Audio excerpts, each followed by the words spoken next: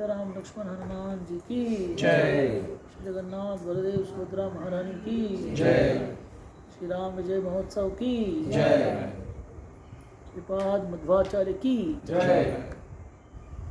हरे कृष्णा। हरे कृष्णा। कौन पहली बार आए हैं आज संडे प्रोग्राम में? आप पहली बार आए? अच्छा, आप पहली बार। हम भी पहली बार। हाँ, प्रभु जी आए हैं। तो स्वागत है आपका। हर संडे आए थे जाइए। शायद आज उत्सव है, थोड़ा शांति दिख रही है मगर लोग बहुत बड़ा चलते रहते हैं यहाँ पे।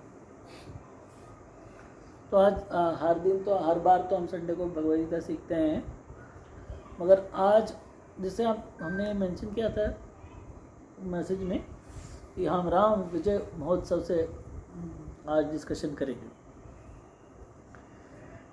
तो यह आज भी दशहरा है, कल भी दशहरा था, आज भी दशहरा है, तो तिथि कोलाइड होती है। आज दशहरा है, कल एकादशी है। दशहरा 10वां दिन आता है क्या? हाँ, 10वां 11वां दोनों का कॉम्बिनेशन है आज। तो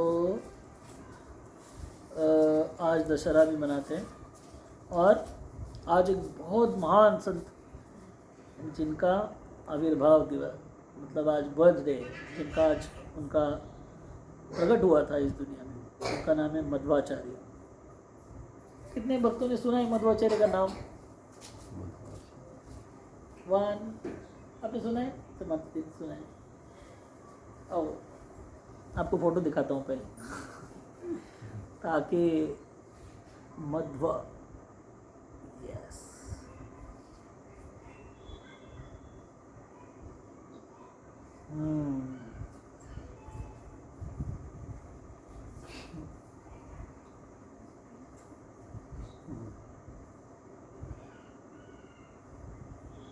ये मध्वाचार्य।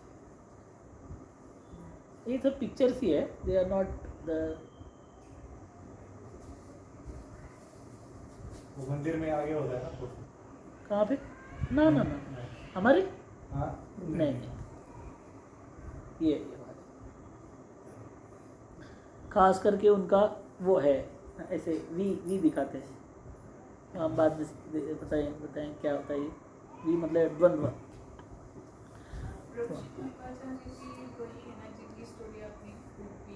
हाँ हाँ, यस यस, उडुपी कृष्ण, उडुपी में इनका मेन जगह है जहाँ पे उन्होंने वर्शिप किया था। तो हमारी बहुत इच्छा है भगवद गीता को आगे बढ़ाने का, मगर इतना बड़ा उत्सव आया है। इस बार तो बहुत छोटा कर रहे हैं, अगली बार तो मैदान में वो रावण भवन बना के उत्सव बना के सब कुछ करेंगे। इस बार भी इच्छा था, मगर अभी बहुत बारिश भी चल रही है, आज हमारा रावण भी जलता नहीं था अब छोटी सी प्रार्थना करते हैं, फिर हमारे आज के कार्यक्रम को शुरुआत करते हैं। कृपया दोहराइए। ओम अज्ञानतिमिरन्धस्य ज्ञानाञ्जनशलाकया चक्षुरुन्मीलितं येन तस्मै श्री गुरवे नमः। जय श्री कृष्ण चैतन्य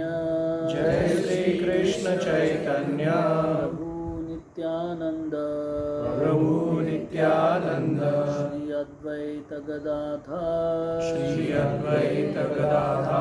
श्रीवास आदि गौर भक्त वृंद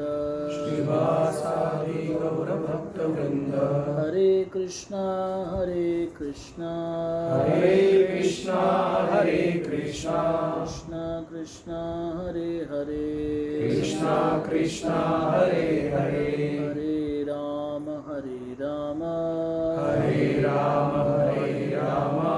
राम राम हरे हरे हरे कृष्णा कृष्णा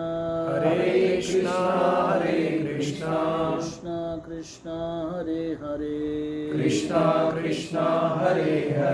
हरे राम राम राम हरे हरे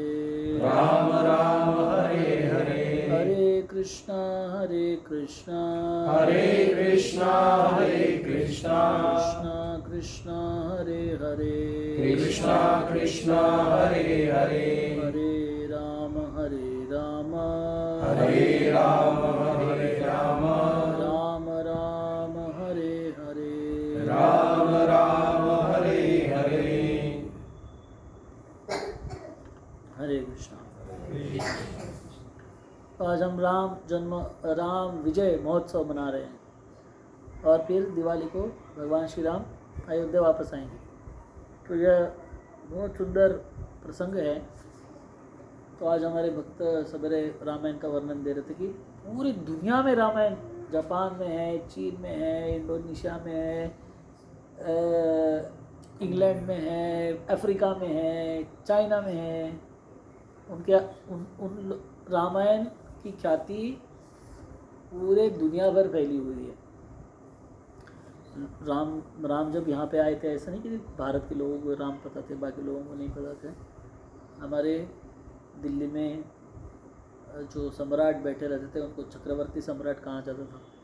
चक्रवर्ती सम्राट का मतलब होता है ऐसे भारत पे राज्य नहीं करते थे, वो पूरे देशों में राज्य करते थे। तो अफ्रीका में अभी भी एक कुश राष्ट्र है, कुश राष्ट्र। तो भगवान श्री राम जब पूरे चक्रवर्ती सम्राट थे तो पूरे पृथ्वी पे उनका राज्य था। उनके बाद उन्होंने लव को आधा पृथ्वी दिया था और कुश को आधा पृथ्वी दिया था। तो अफ्रीका जो आता है, आज का अफ्रीका है वो कुश के पास था, थोड़ा आधा भाग पृथ्वी का। तो वहाँ पे आज भी कुश के राष्ट्र से एक स्टेट है जिसका नाम कुश है। तो हमारे आपने सुना होगा शायद, मोदी जी जब भाषण कर रहे थे, वो मंदिर, एक तो मंदिर खोलने वाला था, नहीं तो उसका ग्राउंड ब्रेकिंग स्टोन, भूमि पूजन हुआ था। बहुत 2-3 साल पहले भूमि पूजन हुआ है और 1-1.5 साल पहले मंदिर खुला है। तो वहाँ पे आपने सुना होगा वो भाषण। उसमें बहुत बड़ा डिटेल्ड वर्णन है कि कैसे रामायण जो था वो पूरा यूनिवर्सल सिस्टम में पूरे पृथ्वी पे था। इसलिए तो यह उत्सव बहुत महत्वपूर्ण उत्सव है। भूल गए हम भक्त लोग अभी, मगर हम नहीं भूले हैं। हम लोग बार बार उसको याद करना चाहिए। यह उत्सव क्या दिखाता है? यह उत्सव दिखाता है कि भगवान जो भगवद गीता में प्रतिज्ञा करते हैं उसको दिखाता है उत्सव। भगवान भगवद गीता में प्रतिज्ञा करते हैं कि मैं इस दुनिया में आता हूँ और अधर्म का विनाश करता हूँ, धर्म की स्थापना करता हूँ और साधुओं का मतलब भक्तों का रक्षण करता हूँ और जो राक्षसी प्रवृत्ति के लोग हैं उनका नाश करता हूँ। इतना सारा चीज़ करने के लिए भगवान आते हैं और सिर्फ अपने आने से ही नहीं, बार बार वही करते रहते हैं। बार बार जहाँ पे भी अधर्म चल रहा है, जहाँ पे भी शास्त्र के विरुद्ध काम चल रहा है ना, उधर कंटिन्यूसली आपको विनाश देखने को मिलेगा। कुछ ना कुछ चलते रहता है, लड़ाई चलती ही रहती है। शांति से नहीं बैठ सकते। शांति से तो वही बैठ सकते हैं जो आध्यात्मिक मार्ग में चल रहे हो, बाकी कोई शांति से नहीं बैठ सकते। वो जरूर झगड़ा करेगा, जरूर एक दूसरे को मारेगा, कुछ ना कुछ करेगा। अधर्म के मार्ग पे चलने वाले लोग कभी शांत नहीं हो सकते। तो इसलिए हमारे शास्त्र बोलते हैं कि आज की वर्तमान को देख के या इतिहास को पढ़ के, रामायण को पढ़ के हमको समझ में आना चाहिए कि हम आध्यात्मिक कार्य में लग के हमारे जीवन में शांति खुशियाँ रखना चाहिए। क्योंकि रावण इतना बड़ा था, हिरण्यकशिपु इतना बड़ा था, मगर अशांत थे बेचारे, बहुत बड़े थे मगर अशांत थे। श्रील प्रभुपाद अमेरिका में थे, तो श्रील प्रभुपाद बोलते न्यूयॉर्क और बड़े बड़े शहर है वहाँ पे, वाशिंगटन DC का जो कैपिटल सिटी है, तो 3 प्रकार के सायरन बजते रहते हैं दिन भर। एक तो एम्बुलेंस घूमते रहते हैं, क्या। अभी आप रास्ते पे जा रहे हो, एम्बुलेंस पीछे आती है, आपको क्या लगता है जल्दी से जल्दी जाने दो इसको। वो एक नियम भी है उनको जल्दी जाने दो बोलकर, मगर आप इतने इरिटेट हो जाते हो। एक तो वो नहीं तो दूसरा और कौन बजाते रहते, वो फायर ब्रिगेड वाले। फाइट वाले ठांग डांग डांग डांग डांग। और तीसरा कौन बजाते हैं? पुलिस लोग। अब ये 3 सायरन बज रहे, इसका मतलब क्या होता है? कहाँ तो कुछ प्रॉब्लम। हाँ, प्रॉब्लम है। उसके ऊपर भी पुलिस घूम रहा है, मतलब कुछ तो भी गड़बड़ चल रही है। क्यों घूमेगा पुलिस? क्यों? फायर वाला घूम रहा है, मतलब क्या हुआ है? आग लगी है। क्यों घूमेगा फालतू में वो? और एम्बुलेंस वाला है, मतलब कुछ बीमारी हो गई है। और ये तीनों सायरन न्यूयॉर्क में बजते रहते हैं। बोले आपका देश इतना प्रगतिशील है, उसके बाद भी प्याओ प्याओ बजते रहता है, दिन भर कोई ना कोई जाते रहता। हमारे देश में अभी हमारे देश में भी बज रहा है, क्योंकि हम भी अमेरिका के जैसे वो कर रहे हैं। और प्रभुपाद बोलते हैं हमारे देश में महीनों महीने कोई आवाज़ नहीं आता है, बस ना फायर का आवाज़ आता है, ना सायरन का आवाज़ आता है, ना पुलिस का आवाज़ आता है, क्योंकि हम आध्यात्मिक मार्ग को। हाँ क्या सिस्टम है क्या? नहीं, इसमें लगता है हाँ वो क्योंकि फायर स्टेशन तो सिर्फ गाँव में एक ही है अपने यहाँ पे। हाँ, ज़्यादा नहीं है, दूसरा मगर एक्चुअली जितना सड़क हम पे प्रगति करेंगे उतने ज़्यादा सायरन बजेंगे। 100% मैं आपको गारंटी देता हूँ। क्योंकि अगर हम आध्यात्मिक प्रगति नहीं कर रहे हैं, हम लोग भौतिक प्रगति कर रहे हैं, तो हम कभी सुखी नहीं हो सकते। वो सुख नहीं होता है तो आदमी दूसरे को तकलीफ देते हैं। इसलिए प्रभुपाद उधर कंपेयर करते हैं अमेरिका। तो भगवान राम विजय महोत्सव के दिन दिखाते हैं कि ईविल का मतलब होता है गलत चीज़। ईविल कितना भी बड़ा हो, वो आखिर में नष्ट हो जाएगा। और उसे नष्ट करने का कार्य धर्म के लोगों ने करना चाहिए। सभी लोगों ने नहीं, मगर क्षत्रिय स्वभाव के लोग जो होते हैं उन्होंने करना चाहिए। अगर आपको बहुत ही युद्ध करने में मज़ा आता है, लड़ाई करने में, तो घर में लड़ाई नहीं करनी चाहिए, अधर्म के विरुद्ध लड़ाई करनी चाहिए। तो इसका संदेश देने के लिए आज का राम विजय महोत्सव है। उसके पीछे बहुत बड़ा, इतना सुंदर वर्णन है रामायण में। तुलसीदास जी ने संपूर्ण रामायण लिखा हुआ है, उसमें 1,00,000 श्लोक में रामायण का वर्णन किया, पूरा डिटेल में वर्णन है। क्या हुआ था, क्या हुआ, किसके बाद क्या हुआ। तो हम लोग सिर्फ 2-3 प्रसंग देखेंगे उसमें। एक तो आज मैंने पढ़ते पढ़ते महिरावन जो पाताल में रहता था उसकी कहानी सुनी। फिर उसके बाद इंद्रजीत का वध होता है, उसकी कहानी सुनी। और फिर रावण का वध होता है, उसकी कहानी सुनी। सब कुछ मैं बताता हूँ, उसमें बहुत सारी शिक्षाएं भी हैं आपको पता चलने वाली। तो भगवान श्री राम 14 साल के वनवास के लिए गए थे। तो 13 साल होने के बाद वो 13 साल जंगल में बिताते हैं। तो पहला 1 साल चित्रकूट में बिताते हैं और आगे के 12 साल कहाँ बिताते हैं? महाराष्ट्र में पंचवटी नासिक में बिताते हैं। तो इसके लिए थोड़ा कन्फ्यूजन है, मगर जो भी है, यहाँ पे पंचवटी में 12 साल बिताते हैं। 12वें साल में, मतलब एक उधर का और यहाँ के 13वें साल में सीता माई का हरण होता है। तो फिर भगवान श्री राम ढूंढते अभी हर एक इसमें बहुत लंबा डिटेल है, 1-1 घंटा 2-2 घंटे का एक प्रसंग है। हम 1-1 मिनट में ख़त्म करके डायरेक्ट युद्धभूमि पे जाएंगे सीधा। तो जब रावण ने तपस्या की थी, उनके 3 लड़के थे और 1 लड़की थी, ऐसे 4 बहन भाई मिलके 4 लोग थे।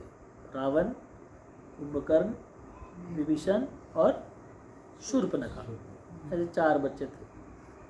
4 बच्चों के जन्म से ही पता था, वो कुंडली बनाते हैं, कुंडली में सब दिखता है। आज भी दिखता है, ऐसा नहीं कि पहले दिखता था आज नहीं दिखता है। आज भी किसी बच्चे का नाम, जन्म का टाइम, कहाँ जन्म लिया है, सब बताया। तो जो एक्सपर्ट एस्ट्रोलॉजर रहते हैं वो सब बताएंगे उसका, सब कितना पढ़ाई करेगा, कितना धन कमाएगा, कैसा बर्ताव रहेगा, आज भी बताते हैं। तो ये जब बच्चे पैदा होते हैं तो उनके पिताजी थे, वो कुंडली बनाते हैं। क्या नाम है उनका? विश्वरूप। हाँ,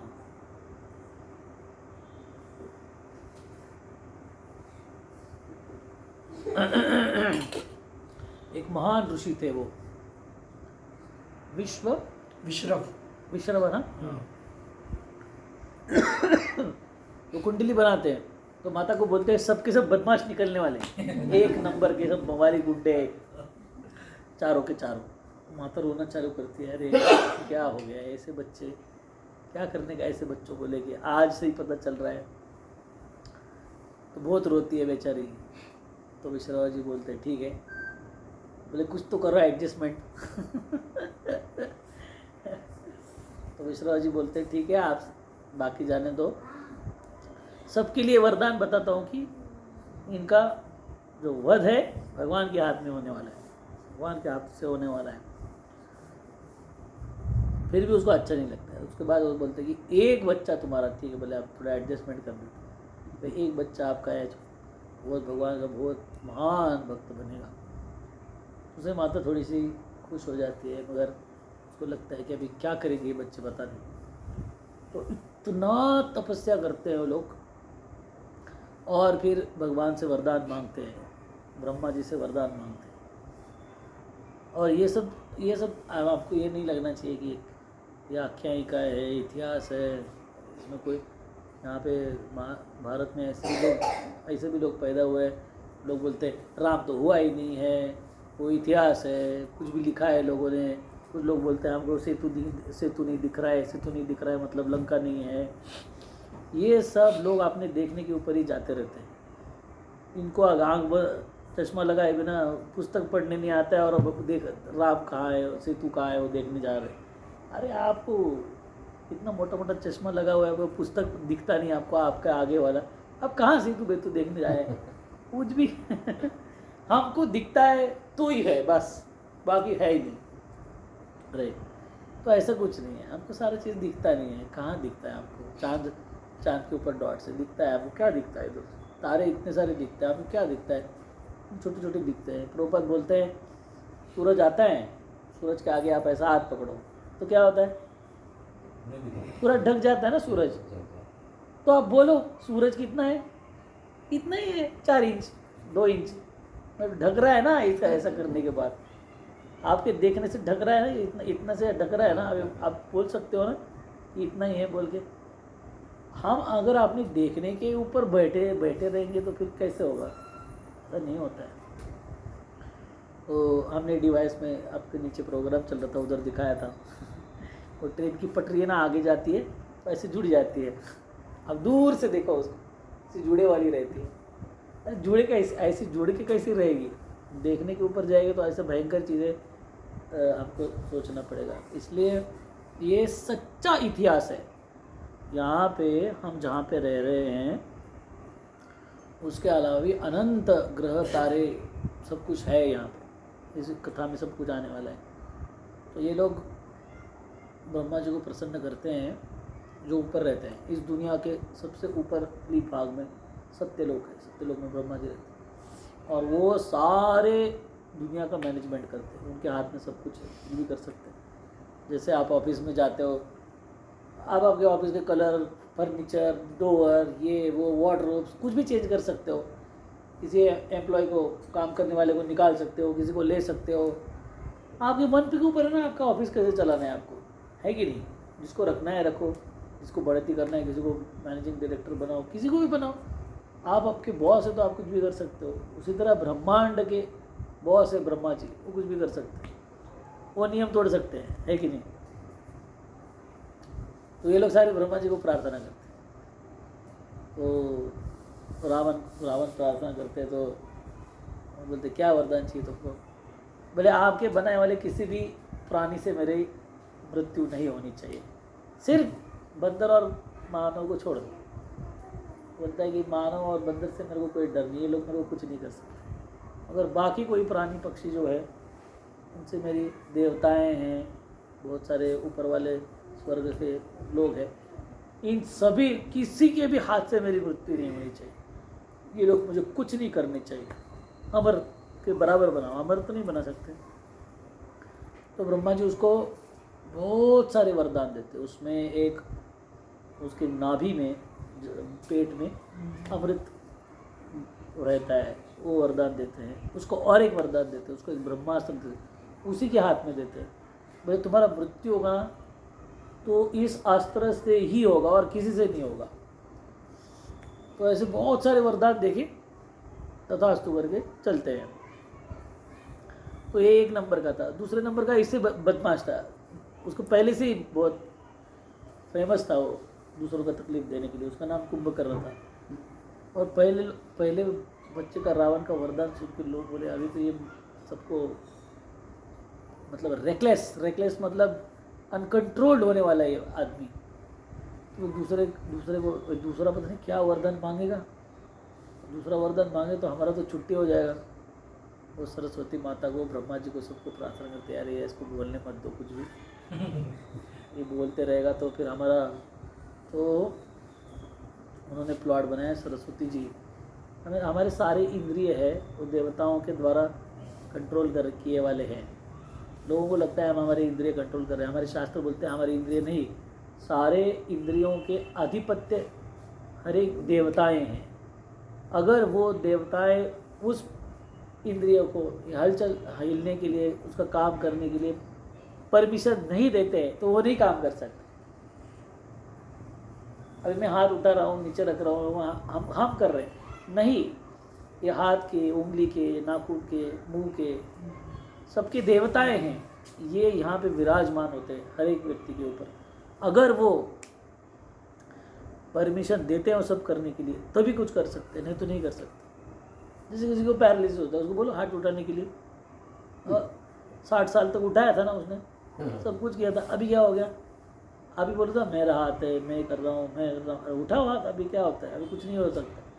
लोगों का पैरालिसिस होता है, मुंह टेढ़ा हो जाता है, हाथ पैर टेढ़ा हो जाता है।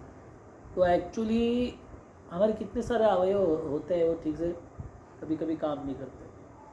तो उस टाइम होता क्या है उनको, वो बाह्य रूप से देखा जाता है कि वो खराब हो गए, वो खराब नहीं होते, उसमें देवताएं विराजमान होती है। लेकिन रोज लोग प्रसाद खाते हैं, मतलब खाना खाते हैं, कभी कभी खाना पचता नहीं है, कभी कभी जल्दी पच जाता है कि नहीं? ऐसे कैसे होता है? अगर आपका ही है रोज का काम, तो आपको कंट्रोल करना चाहिए। हमारे कंट्रोल में हमारी इंद्रिय नहीं है, ये सारे वो बाकी लोग कंट्रोल करते हैं एक्चुअली देखा जाए तो, है कि नहीं? कोरोना में लोगों को स्मेल नहीं आ रहा था, वो तो वायरस को काम करने का शक्ति भी कोई ना कोई देना चाहिए। वो वायरस को क्या पता कि आपका नाक है उसको बंद करना है बोल के, लेकिन तो यह इंद्रिय जो है वो किसी देवताओं के द्वारा कंट्रोल की जाती है। और उसमें जीव, वाचा, बोलने की जो शक्ति है वो सरस्वती माता से आती है। तो इसलिए सरस्वती माता को प्रार्थना करना चाहिए। किसी को बहुत अच्छा वक्ता बनना है तो सरस्वती माता को प्रार्थना करना चाहिए। तो सरस्वती माता उसके जीवा पे जाके बैठती है, फिर उसका इच्छा होता है बोलने का कि हाँ, वो अभी हमने इन लोगों ने बताया था, उसका इच्छा था कि वो मेरे को आप अमर बनाओ, मगर वो बेचारा इन सब का प्लॉट पहले से ही बना हुआ था। तो बोलते मेरे को सोने के लिए अलाउ कर दो, सोने के लिए बनाओ, सोने दो मतलब।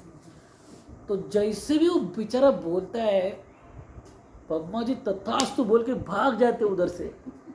बोले इसके दिमाग समझने के पहले, सोचने के पहले मैं उधर से निकल जाता हूँ, उसको अड्डू करने के लिए टाइम नहीं देता हूँ। कुछ मेरे तो मेरे पीछे लगा रहे, मेरा गलती हो गया, ये नहीं मांगना था मेरे को, वो मांगना था, ये करना था। मुँह से निकलता है मेरे को सोना है, भगवान बोलते हैं तथास्तु बोल के भाग जाते उधर से। फिर वो रोते रोते पीछे आता है, नहीं इतना देर सोऊंगा तो मैं कैसे होगा मेरा।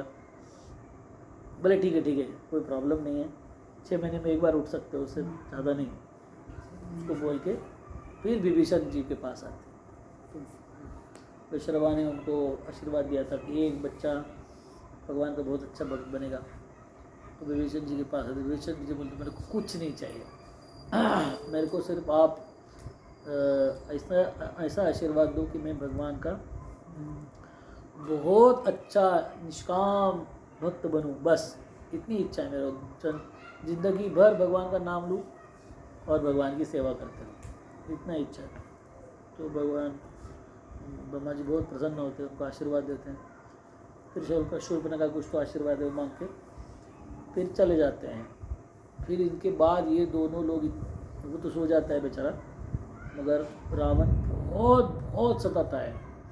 हमारे शास्त्र बताते हैं कि हम ये जो क्या बोलते हैं इसके चांद पे जाने वाला चंद्रयान वगैरह लेके जा नहीं सकते उधर, उसके लिए सिद्धियां प्राप्त होनी चाहिए। जैसे नारद मुनि के जैसे वो लोग कहीं भी जा सकते, पूरे 14 लोग 14 फ्लोर का ये ब्रह्मांड है। हाँ 14 भुवन 14 लोगों का वो बोलते हैं अपने मोटर गाड़ी लेके नहीं कहीं किसी भी घर में घुस सकते हैं, है कि नहीं। आपके पास कार है तो क्या होगा, किसी के भी घर में घुसे होगे आप। अरे ऐसा नहीं होता है, आपको उसके घर का परमिशन चाहिए। आपके साथ गाड़ी है, ज़बरदस्ती गाड़ी हो गया तो आप किसी के भी खेत में घुस जाओ, किसी के भी कंपाउंड में लगा दो, है कि नहीं। यहाँ तो पार्किंग लॉट में इधर का इधर नहीं लगा सकते उसके लिए इतना झगड़ा होता है। आप आपके पार्किंग लॉट में इधर से उधर नहीं जा सकते। अब कहाँ घुस गए किसी ग्रह के अंदर, बोले हमारे पास गाड़ी है चलो अंदर, ऐसा नहीं होता है। परमिशन उन लोगों की चाहिए, हमसे नहीं चाहिए। आपके पास आपका खुद का जेट है, प्राइवेट जेट है, तो क्या उड़ के अमेरिका में जाओगे? नहीं, उड़ के अमेरिका के ऊपर जा सकते, लैंडिंग करने के लिए ऊपर से परमिशन आएगा तभी लैंडिंग होगा, नहीं तो नहीं हो सकता है। प्रभुपाद बोलते इस दुनिया के अंदर इतने सारे नियम, अब कहाँ इधर इस प्लांट से दूसरे प्लांट में घुस रहे, हमारे पास रॉकेट है, घुसा देते हैं अंदर, नहीं जाएगा वो अंदर। उसके लिए उन लोगों का परमिशन चाहिए। मगर इनके पास ऐसा भयंकर वरदान था कि देवताएं भी इनको कुछ नहीं कर सकते थे, क्योंकि इन्होंने वरदान मांगा था कि मेरा किसी से हत्या ही नहीं होना चाहिए। तो बेचारे पहले से सरेंडर कर देते, उनको पता था कि मैच फिक्स है ऑलरेडी, इनके साथ लड़ाई करना है, मतलब एक ही है, मैं मरने वाला हूँ और ये जीतने वाला है, तो इसलिए कोई कुछ नहीं करता। तो ऐसा करके रावण है ना सब तरफ जाके जो भी अच्छा चीज़ें लोगों का उठा के लेके आता है। कुबेर उनके भाई लगते हैं, उनसे सोना उठा के लाता है, उनसे उनका एरोप्लेन पुष्पक विमान उठा के लाता है, सब लोगों को परेशान करके रखता है। आसुरों का मतलब है कि आसुर मतलब दूसरों को दुख देने वाले लोग, इस दूसरों के आंसू बहाने वाले, उसको असुर बोलते हैं। और रावण का मतलब होता है दूसरों को रुलाने में उसको बहुत मज़ा आती है, उसको रावण बोलते हैं। तो ऐसा करते हैं कि फिर बहुत बार ऐसा करने की वजह से उनको अभी कोई कर नहीं सकता, तो कम से कम शाप देते रहता था, कोई ना कोई कुछ ना कुछ शाप देते रहता था। तो ऐसे बहुत सारे माताओं के साथ से उनको शाप मिला था, उन्होंने उनको त्रस्त करने की कोशिश की थी। बाकी देवताओं से शाप मिलता है क्योंकि उन्होंने उनका धन चुरा लिया था, पैसे चुरा लिए थे, एरोप्लेन चुराया था, मगर वो बेचारा उसको लगता था कि मेरे को तो कोई मार ही नहीं सकता है, तो इसलिए वो कुछ भी करते थे। तो ऐसा करते करते करते रामायण तक आते हैं। तो रामायण में फिर सीता माई को अपहरण करके लेके जाते हैं, मगर तब तक रावण को शाप मिला था, अगर आप किसी भी माताओं को उनकी परमिशन के बिना हाथ लगाओगे तो आपका सर टुकड़े टुकड़े हो गए, आप मर जाओगे। तो इसलिए वो सीता माई को लाके अशोक वाटिका में रखता है और रोज़ बोलते रहता है कि आप राम को छोड़ दो, मेरे साथ शादी करो, राम को छोड़ दो, मेरे साथ शादी करो। नहीं करोगे तो बोलते हैं हम लोगों को ब्रेकफास्ट में सवेरे बना के खा लूँगा मैं तुमको ऐसे धमकी देते रहता था। मगर सीता माई को पता था एक्चुअली भगवान की एक हमारे शास्त्र में एक चीज़ बताई गई है कि एक भक्त को है ना भगवान के ऊपर पूरा विश्वास होना चाहिए। भक्तों के एक बहुत महान भक्त के 6 लक्षण बताए गए हैं। हाँ, अनुकूल्यस्य संकल्प, प्रतिकूल्यस्य वर्जनम, रक्षसीति विश्वासो, गोपतृप्ते वर्णम तथा, ये श्लोक है जिसको हम कभी चर्चा करेंगे बाद में। तो उसमें एक श्लोक है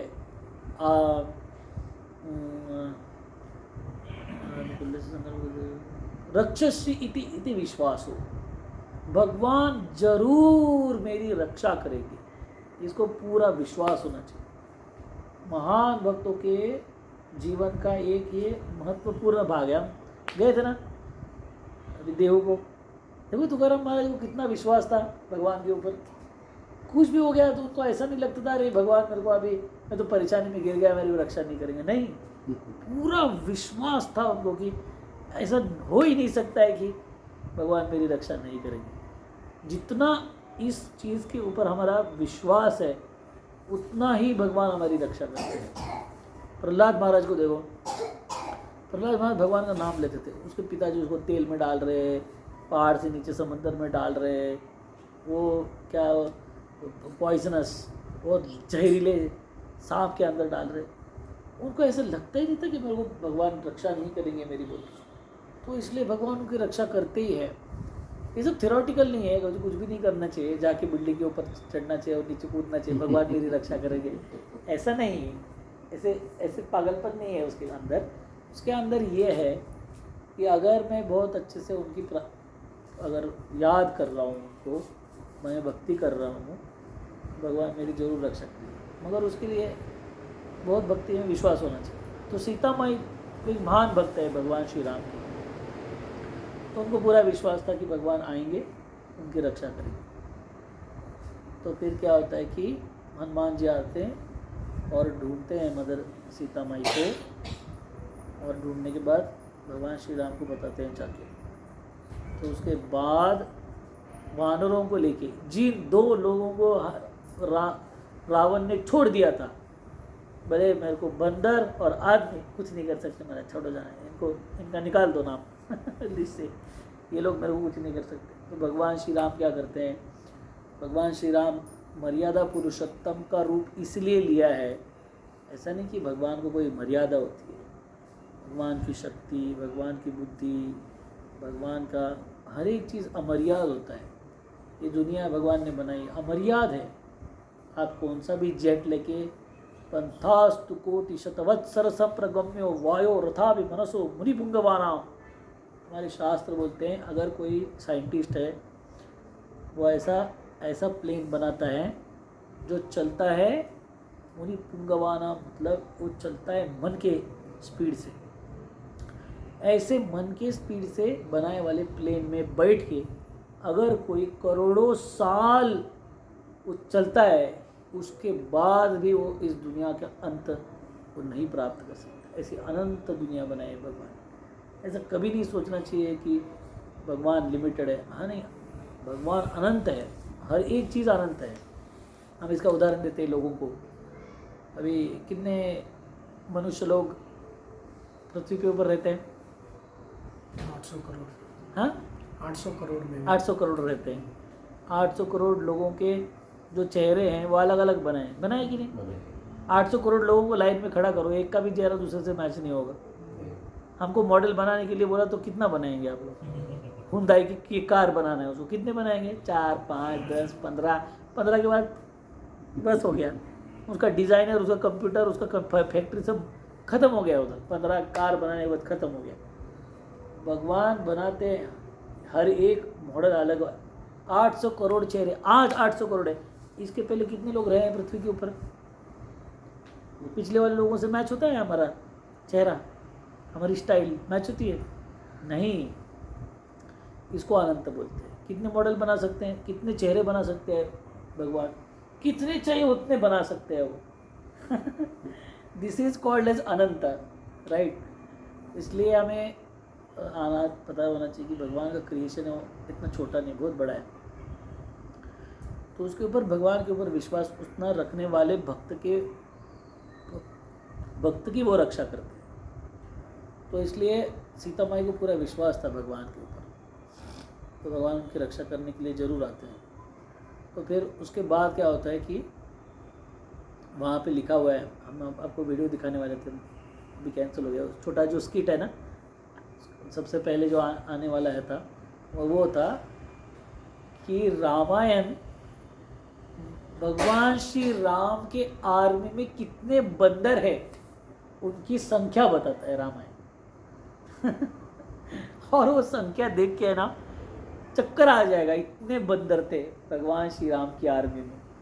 सभी चीज़ अनलिमिटेड लेवल पे करने वाले व्यक्ति को ही भगवान बोलते। आप कुछ भी करो, अगर अनलिमिटेड लेवल पे करते हो तो आप भगवान के स्तर पे जाते हो। लिमिटेड लेवल, हम खा भी कितना सकते हैं, इतना सा खा सकते हैं, है कि नहीं? मगर भगवान 56 भोग खाते हैं, 1008 लगा उतने खाते हैं, सब कुछ खाते हैं, मगर हम नहीं खा सकते। 1008 खाने के बाद हमको 1008 जन्म लेना पड़ेगा तुरंत। तो भगवान अनंत है और उनके साथ आर्मी कितनी होती है, अनंत अनंत बंदरों की आर्मी होती है, वानरों की आर्मी होती है। तो उसमें लिखा हुआ है कि कितना 100 करोड़ को 1 अब्ज बोलते हैं शायद, उसके बाद 100 अब्जों को आता है आगे, वो शंख बोलते हैं और समुद्र बोलते हैं, ऐसा कर करके बहुत लंबा लंबा जाता है। और ऐसे 10 करोड़ यूनिट ऐसे इतने आर्मी थी भगवान रावण के अगेंस्ट, जो बंदरों की आर्मी थी। उनके वानर थे, वो बंदर नहीं थे। बंदर मतलब ये बंदर हमारे जो देखने को मिलते हैं, वानर मतलब अद्भुत कार्य करने वाले बंदरों को वानर बोलते हैं।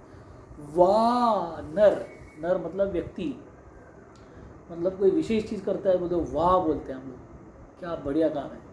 तो वानर इस शब्द का टर्म का अर्थ होता है कि ये कोई अद्भुत व्यक्ति है, नर है, अद्भुत मनुष्य है, इसको वानर बोलते हैं। वो बंदर नहीं थे, वो लोग वानर थे। बंदर कोई अच्छा काम नहीं करते, बंदर सिर्फ तोड़ने का काम करते, सब उल्टा पुल्टा कर देते, मगर ये लोग बहुत अच्छा काम करते थे। तो ऐसे सारे लोगों को भगवान, जब आर्मी भारत से लेके समुंदर पार करके लंका जाने वाला था, तो उसके पहले रावण स्पाइज मतलब गुप्तहेर, क्या बोलते हैं उसको हिंदी में? हाँ, गुप्तचर वो भेजता है एक्चुअली। तो जब गुप्तचर भेजते हैं ना, तो गुप्तचर लोग रावण को जाके वापस बता रहे कितने बंदर हैं। तो बोले वो भारत के उस साइड पे एक समंदर है बंदरों का, जो ब्रिज है उसके ऊपर एक समंदर है, और लंका में एक समंदर है, इतने बंदर है। और बोले हम काउंट ही नहीं कर पा रहे, हम जाए घूम रहे ऊपर से सब कुछ कर रहे हैं, हमको कुछ पता नहीं चल रहा है। जब आर्मी लंका में आती है, बंदर आते हैं, तो बोलते हैं कि जितने लंका में पहुँचे हैं उससे ज़्यादा ब्रिज पे है, जितने ब्रिज और लंका में उससे ज़्यादा भारत में खड़े। बोले आते ही रहेंगे, आप जब चलते रहो, आपका इतने लोग थे। और आप एक रिसेंटली वीडियो देखा होगा आपने कि उनका युद्ध चल रहा था यहाँ पे श्रीलंका और भारत, उसके बीच दौरान। तो उसके पहले भगवान श्री राम जब सुग्रीव को मिलते हैं, उसका वीडियो अभी रिसेंटली आया हुआ है, बहुत अच्छा वीडियो है। तो उसमें वो लोग क्या करते हैं कि सीता माई को ढूंढना है। उनको पता था, एक मोटा मोटी पता था कि रावण ने लेके गया है, मगर कहाँ रखा है वो नहीं पता था। इतनी दुनिया बड़ी है, कहाँ रखा है पता नहीं। तो ये वानरों के पास बहुत शक्ति थी। तो सुग्रीव जी क्या करते हैं कि वानरों को 4 भाग में विभाजित करते हैं, 4 दिशाओं के लिए, ईस्ट, वेस्ट, साउथ, नॉर्थ, दक्षिण, उत्तर, पूर्व, पश्चिम में। हर एक ग्रुप में एक लीडर बनाते हैं उसको। तो ज़्यादा से ज़्यादा पॉसिबिलिटी था कि सीता माई कौन से डायरेक्शन में मिलेगी, दक्षिण में।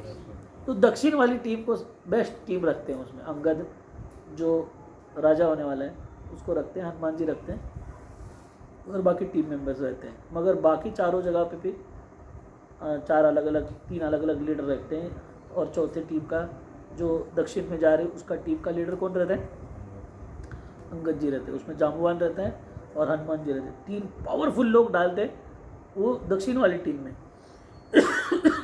मगर बाकी टीम लोगों को सुग्रीव वहाँ पे बैठे हैं और जीपीएस की तरह सब बताते हैं, पूरब में जाओगे, ईस्ट में तो आपको ये लगेगा, ये लगेगा, ये लगेगा, ये लगेगा, ये पर्वत लगेगा, ये नदी लगेगी, ये जंगल लगेगा, इस तरह के लोग दिखेंगे, है कि नहीं। और चपटे लोग दिखेंगे, नाक जिनका चपटा है ऐसे लोग लगेंगे। उनके मूछ और दाढ़ी में ज़्यादा बाल नहीं होंगे, या उसकी आईब्रो होती है ना, आईब्रो भुवई इसको बोलते हैं, उसमें बाल नहीं रहेंगे। तो पूरा ऐसा वर्णन करते हैं, देखो ऐसा ऐसा मिलेगा, आपको समझ में आना चाहिए कि मैं राइट डायरेक्शन में जा रहा हूँ। वेस्ट में जाने वाले लोगों का वर्णन करते हैं, अफ्रीका में जाने वाले काले होंगे, बड़े होंगे, मोटे होंगे सब उसका वर्णन करते हैं, इधर का वर्णन करते हैं, पूरा सिस्टम बताते हैं। और आज भी आप वो सिस्टम देखोगे ना, कौन से डायरेक्शन में क्या है, पूरा एज इट इज़। और यहाँ पे आने वाले, साउथ में आने वाले बंदरों को भी, मतलब वानरों को भी वर्णन करते हैं कि कैसा कैसा क्या क्या आने वाला है उनके रास्ते में। तो यह इतना विशेष है कि आज के लोगों को आश्चर्य होता है कि सुग्रीव को ये पैसा कैसे था, है कि नहीं? मगर वो लोग बहुत शक्तिशाली थे पहले के लोग। हमको लगता है कि पहले के लोगों को कुछ आता नहीं था, मगर पहले के वानर लोग आदमी से ज़्यादा पावरफुल थे, सैटेलाइट की तरह सब कुछ पता था। उसका एक कारण भी था, सुग्रीव भाग रहा था वाली से, वाली उसके पीछे लगा था, तो पूरा दुनिया भर भागते रहता है, तो उसको पता रहता है कहाँ पे क्या है। तो ऐसा करके ये टीम पूरी जाती है और सीता माई को ढूंढ के लाती है। फिर वो समंदर के ऊपर ब्रिज बनाते हैं। वो भी एक अद्भुत कार्य है। भगवान जब इस दुनिया में आते हैं तो अद्भुत कार्य करते हैं। तो समुद्र के ऊपर ब्रिज बनाना मतलब ये अद्भुत कार्य है। इससे समझ में आना चाहिए कि भगवान श्री राम एक साधारण व्यक्ति नहीं है। इसके बार बार रामायण में प्रचितियाँ आती हैं। लोगों को लगता है कि भगवान भी हमारे जैसा ही है, या हम ही भगवान हैं। हम भगवान हैं तो हमारे शास्त्र बोलते हैं एक आधा पत्थर ले लो, पानी में डालो, तैरा दो। आपको तो ब्रिज बांधने के लिए भी बोल नहीं रहे हैं। आप कुछ ऐसा करो तो फिर भगवान मानेंगे। अब जब लगे आपने को भगवान मानने के लिए, ऐसे कैसे जमेगा? तो करके दिखाओ भगवान राम की तरह, है कि नहीं? ऊपर से हमारे शास्त्र बोलते हैं कि 2-4 वानर ले लो कुछ काम करके दिखाओ, फिर मानेंगे आपको भगवान है आप, है कि नहीं? आप अगर 2-4 वानरों को लेते हैं तो सब नष्ट कर देंगे वो लोग, कुछ नहीं रखेंगे। मगर ये काम का चीज़ करते हैं। और ऊपर उसके बाद लंका में जाने के बाद बहुत युद्ध होता है। इतने सारे लोग, इतना बड़ा वर्णन है उसका, इतना सुंदर वर्णन है कि मैं आपको, मेरे शब्द कम गिर रहे हैं और मेरे एक्सप्रेशन भी कम गिर रहे हैं आपको सब बताने के लिए। इतना बड़ा युद्ध होता है। रोज राक्षस के अलग अलग प्रकार के राक्षस एक करके बाहर आते हैं। सिर्फ बाहर आते हैं, वापस अंदर जाते नहीं सब मर जाते हैं। और भगवान श्री राम, ऐसा दिखाया हुआ है रामायण में कि भगवान श्री राम रात में घूमते थे और सारे राक्षसों को, सारे बंदरों को, एक तो आपके दृष्टिपात से, भगवान की कारुण्य कटाक्ष से बंदरों को उठाते थे, मतलब वापस पुनर्जीवित करते थे। या बाद में ये भी लिखा हुआ है कि संजीवनी जो हनुमान जी ने लाई थी, उसमें जितने भी बंदर मर गए थे उन सभी को वो जीवित करते हैं। हाँ, लक्ष्मण जी को तो करते हैं, वापस लेके आते हैं, मगर बाकी सभी उनको भी लेके आते हैं। मगर रावण क्या करता था पता है? रात में उसका एक हाउसकीपिंग का टीम था साफ सफाई वाला। जितने भी राक्षस मरते थे उनको सबको उठा के समुद्र में फेंक देते थे वो लोग, डेड बॉडीज़ को, ताकि बाकी राक्षसों को पता ना चले कि कितने राक्षस मरे हैं बोल। उनको जमा करते थे या उनका अंत्य संस्कार करते थे। फिर डिप्रेशन में जाते थे राक्षस लोग, अरे इतने सारे लोगों का नंबर लग गया, हमारा क्या होगा तो हाँ, वहाँ पे लिखा हुआ है कि देखो कैसे एक जो लीडर है, मतलब नेता है, उसको क्या करना चाहिए। उसका ऐसा नहीं करना चाहिए कि उसका हो गया, काम खत्म हो गया, फेंक दो इसको अभी उसको कुछ काम का नहीं है। भगवान श्री राम अपने एक छोटे से छोटे बंदर को भी जाके उसको पुनर्जीवित करके संजीवनी से या अपने खुद के दृष्टिपात से जीवंत करके फिर से उसको आर्मी में लेते थे। मगर रावण उसके पास भी सारी विद्याएं थी, ऐसी नहीं कि उसके पास विद्याएं नहीं थी, मगर वो उसको फेंक देता सब लोगों को। तो आखिर में 3 लोगों का तीन लोगों का वध बताया गया है, कुंभकर्ण का। कुंभकर्ण के बाद इंद्रजीत कुंभकर्ण का भी वध का बहुत लंबा कहानी बताया गया है। उसके बाद इंद्रजीत का वध की कहानी बताई गई है। वो भी एक बहुत लंबी कथा है जिसमें इंद्रजीत ये सभी राक्षसों के पास बंदरों के अलावा बहुत विशिष्ट प्रकार की लड़ाई करने की विद्याएं थी। बंदरों के पास लड़ाई करने के लिए क्या था? झाड़ उखाड़ के लाने का, पत्थर, बड़े बड़े पहाड़, चट्टान, यही था उनके पास, बेचारों के पास। उनके पास कोई विद्या नहीं थी। हनुमान जी के पास विद्याएं थी, अष्ट सिद्धि नवनिधि किए दाता, उसमें सिद्धियाँ थी। मगर ये राक्षसों के पास सभी लोगों के पास विद्या थी। ब्लैक मैजिक्स बोलते हैं उसको। कोई गायब होता था, कोई अभी चंद इसमें दिख रहा है, जमीन पे दिख रहा है, तुरंत हवा में रहता था, किधर तो गायब होता था, किधर तो प्रकट होता था, कोई मंत्र पढ़ता था और कोई वो करता था, अस्त्र शस्त्र निकालता था। इतने सारे प्रकार की विद्याएं इन राक्षसों के पास थी। और ये बेचारे बंदर वानर लोग, इनके पास सिर्फ फिजिकल पावर थी, पीट पीट के ख़त्म कर दो, और कुछ नहीं, उनके पास कोई चीज़ नहीं था। हनुमान जी के पास था स्पेशल चीज़ें, मगर बाकी वानरों के पास कुछ नहीं था। मगर उनके पास एक विशेष चीज़ था, वो लड़ाई कर रहे थे भगवान श्री राम के लिए। इसलिए हर एक राक्षस बेचारा आता था, ख़त्म होता था, आता था, ख़त्म होता था। रोज़ सिर्फ रावण को पहुंच जाता था, आज ये लोग चले गए डिलीट कर दो इनका नाम।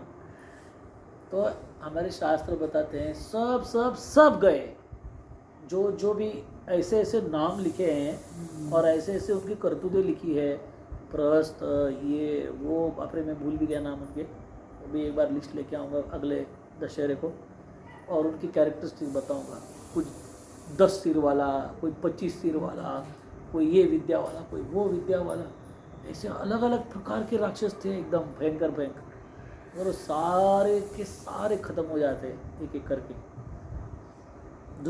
महाभारत का धृतराष्ट्र और रामायण का रावण एग्जैक्ट कॉपीज है एक दूसरे के। रोज मर रहे, जो भी जा रहे वो मर रहा है। कुंभकर्ण जाता है लास्ट में, अभी वो जो लोग रम्मी वगैरह खेलते हैं, पत्ते खेलते हैं ना, उसमें आप जो अच्छे अच्छे पत्ते होते हैं ना, उनको बाद जल्दी छोड़ना नहीं होता, पहले छोटे ही छोड़ने होते हैं, फिर बाद में इम्पोर्टेंट छोड़ने होते हैं। मगर आपके पास जोकर बुकर रहता है मेरे ज़्यादा नहीं पता, वो थोड़ा थोड़ा पता है, मगर वो कहीं भी लगा सकते। जोकर मतलब आपके पास जो भी पत्ता मिसिंग उधर लगा दो। इज़ द मोस्ट सबसे मूल्यवान पत्ते रहते हैं। कुछ राजा रहता है, रानी रहती है, या चेस बोर्ड पे पैदों को लगा दो सेक्रीफाइस करने के लिए। मगर आपका राजा बचाओ, रानी बचाओ, घोड़ा होता है, ऊँट होता है, उसको बचाना होता है, हाथी होता है, पैदे सेक्रीफाइस करना होता है। मगर इसका क्या होता है, पैदे तो चले जाते हैं पहले, फिर एक एक करके सारे उसके मेन चीज़ें भी चली जाती। फिर इंद्रजीत चला जाता है। इंद्रजीत को मारना आसान नहीं था। इंद्रजीत हर एक उसके जो मेन हीरो थे उनको मारना आसान नहीं था, मगर इंद्रजीत को भी मार देते हैं वो लोग। इतना मस्त प्लानिंग बनाते हैं। हनुमान जी, विभीषण और लक्ष्मण की तीनों मिलके इंद्रजीत का वध करते हैं। बहुत सुंदर कथा है उसकी एक देवी होती है निकुम्बिला उसका नाम होता है। उस देवी का इतना सुंदर पूजा करता है इंद्रजीत कि वो देवी उसको जो चाहिए वो वरदान देती थी। इसलिए आज तक इंद्रजीत का किसी ने कुछ वध नहीं किया, उसको कुछ नहीं हुआ था अभी तक। सारी लड़ाई में वो जीत के आया था।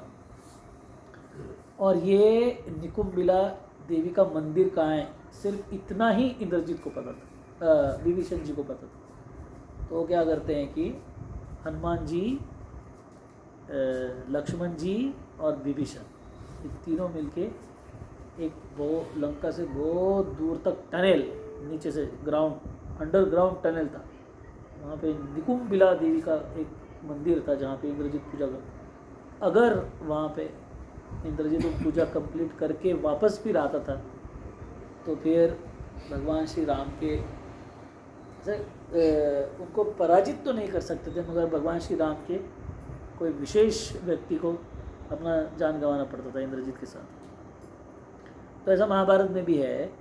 महाभारत में देखो पांडवों को कुछ नहीं होता है, उसी तरह रामायण में भी भगवान श्री राम के आर्मी के किसी को भी कुछ नहीं होता है, क्योंकि रावण के वध के एक दिन पहले रावण स्टैटिस्टिक्स देखता है राम के आर्मी का, उसमें लिखा होता है कि एक बंदर का वध हुआ है अभी तक तो इसका डिप्रेशन आता है उसको, अरे यार 6 दिन युद्ध चला, एक बंदर मरा अभी तक सिर्फ।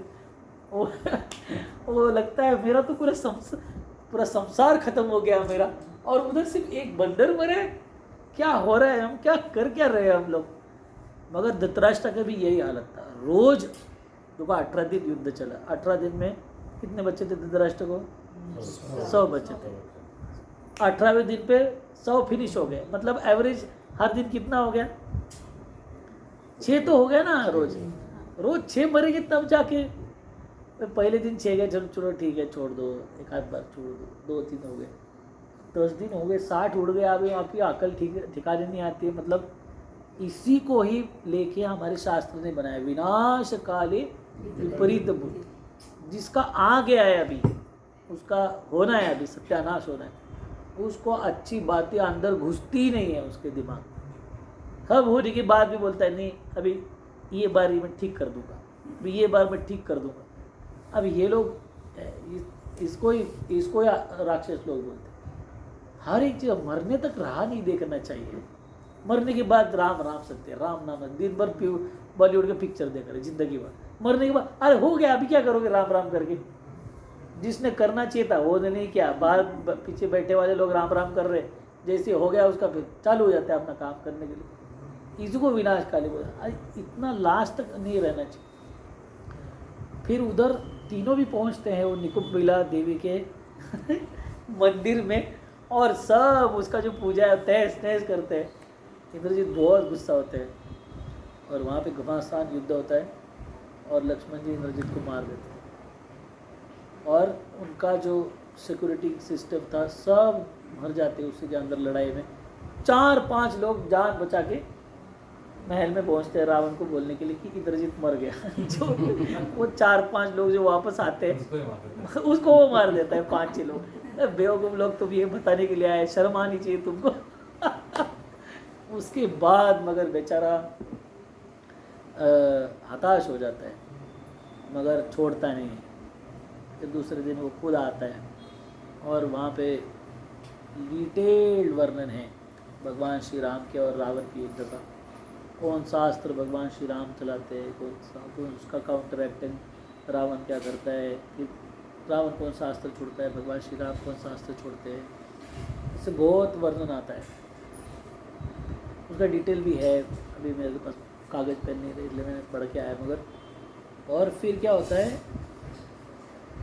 इतने सारे लोग मरने के बाद भगवान श्री राम ज़मीन पे बैठ खड़े होकर युद्ध कर रहे हैं, और रावण के पास एक बहुत अलग अलग प्रकार के विशेष प्रकार के रथ रहते हैं। इसको 8 घोड़े हैं, कोई हवा में रथ उड़ने वाले हैं, ऐसे रथ रहते हैं। तो इक्वल कॉम्बैट होना चाहिए, तो इसलिए वहाँ पे वर्णन किया है कि इंद्रदेव जो है भगवान श्री राम को अपना ड्राइवर और रथ भेजते हैं, जिसको 64 घोड़े लगे हुए हैं हरे कलर के, ग्रीनिश कलर के, और उसका घोड़े चलाने वाले का नाम है माताली, जो उनका चैरियट ड्राइवर है। उसको भेजते हैं, भगवान श्री राम को प्रार्थना करते हैं कि आप भी रथ में बैठ के रावण के साथ युद्ध कीजिए। तो फिर दोनों का युद्ध चलता है। फिर एक बार भगवान श्री राम इतना घायल कर देते हैं रावण को कि वो चक्कर आके अपने रथ पे गिर जाता है। सारा तरफ से खून बह रहा है, बड़े बड़े वो उसके जख्म हुए उसके ऊपर। भगवान श्री राम को बार बार याद आता है, ये बदमाश, हम लोग घर पे नहीं थे तब सीता माई को उठा के ले गया, रोज़ जाके धमकी देता है, रोज़ जाके डांटता रहता है सीता माई को। वो याद कर करके, उधर लिखा हुआ है रामायण, उसको याद कर करके युद्ध करते हैं, बहुत गुस्से से युद्ध करते हैं। तो फिर जब वो गिर जाता है बेहोश होके, तो उसका जो सारथी रहता है उसको निकाल देता है बाहर, और युद्ध से बाहर लेके जाता है, किसी समंदर के किनारे, नदी के किनारे लेके जाके उसको पानी से उसको धोता है, उसके जख्मों पे मेडिसिन लगाता है, सब कुछ करता है। कुछ देर के बाद रावण होश में आता है, देखता है मैं तो युद्ध में नहीं हूँ, ये क्या हो रहा है, और मैं मस्त आराम से सोया हूँ। उसको नीचे लेके सुलाता है वो, तो इतना डांटता है वो उसको, बोले तुमको अकल नहीं है, तो मेरे को लेकर आया, मेरा नाक कटा दिया तुमने, ये वो, बिना सोचे समझे इतना डांट देता है उसको, उल्टे सीधे अनाप शनाप बात डांट देता है। बेचारा वो सारथी जो होता है सहन लेता है, सुन लेता है, सब कुछ कर लेता है। उसके बाद सारा डांट होने के बाद रावण जब शांत होता है तब बताता है, अरे आप उधर युद्ध भूमि में बेहोश होके गिर गए थे रथ के ऊपर, मैं उसको उधर ही रहता था, तो इधर लाने की ज़रूरत नहीं होती थी, आपको डायरेक्ट उधर वैकुंठ भूमि में लेके जा आपको बचाने के मैंने उधर लाया। तो पूरा ग्राफिक सिचुएशन बताता है कि आपको क्यों लाया मैंने इधर। फिर भी रावण मानता नहीं, मतलब समझ में आता है उसको, मगर वो एक्सेप्ट नहीं करता है कि इसका बराबर था बोल। उसके बाद में डांट के उसको लेके जाते हैं। और यहाँ पे एक प्रसंग बताया है कि जब रावण वापस आता है तो भगवान श्री राम जोश में आ जाते हैं। माताली बोलते माताली चलो जल्दी, आ गया रावण वापस जोर से चलाओ। तो फिर जैसे ये दो सेंटेंस बोलते हैं माताली को कि चलो रावण आया, चलो जल्दी से बोल के, फिर बाद में तुरंत भगवान श्री राम माताली को बोलते अरे अरे सॉरी सॉरी, आप तो मेरे ड्राइवर नहीं हो, आप तो मेरे गेस्ट हो, मैंने आपको कुछ ज़्यादा ही बोल दिया, आपको मैं आपको आदेश देने के लिए लायक नहीं हो कि मैं आप थोड़ी ना मेरे ड्राइवर हो या मेरे सेवक हो, आप तो किसी के भेजे वाले व्यक्ति हो, तो गेस्ट की तरह हो गया ना हो।